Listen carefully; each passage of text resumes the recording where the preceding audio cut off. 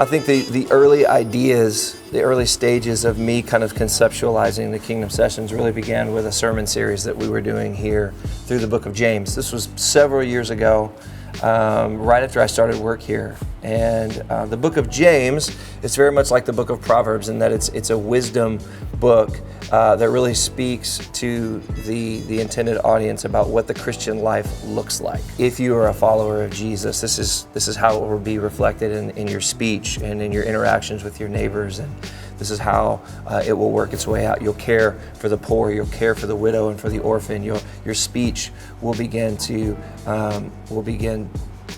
be transformed by the gospel. So we started having lots of conversations with the staff and with my team about diversity and reconciliation, and really having to do a lot of repenting, a lot of listening, and wrestling with hard things, and realizing this is part of worship too. That, like, as I'm looking for songs, as I'm trying to write songs that would better reflect these concepts, that diversity and reconciliation, this is all embedded into the fabric of the gospel.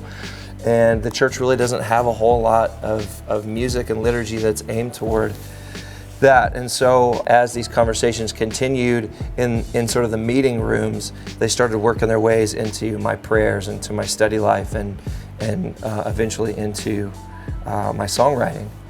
And before you know it, I'm having all these meetings with different people about writing songs together, and their churches are also wrestling with these things, and they're trying to figure out how to pastor and disciple their church through these difficult conversations, and confess the sin that has been there, but also look with hope to the greater calling of the church, of what we're with the opportunities that we have now to go into our communities and to speak healing and life and health and peace and unity.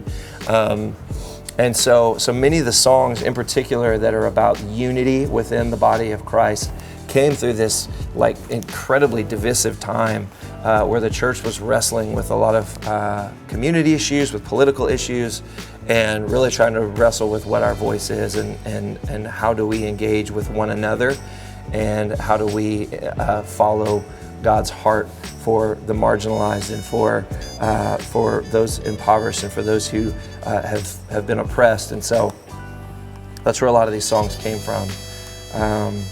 Was sitting in this room and envisioning what it would look like for our church to truly embody the love of Christ, not only through our songs and our prayers, but allow that to shape us. And I really wanted this to I wanted this project to be sort of a soundtrack to the mission of the church.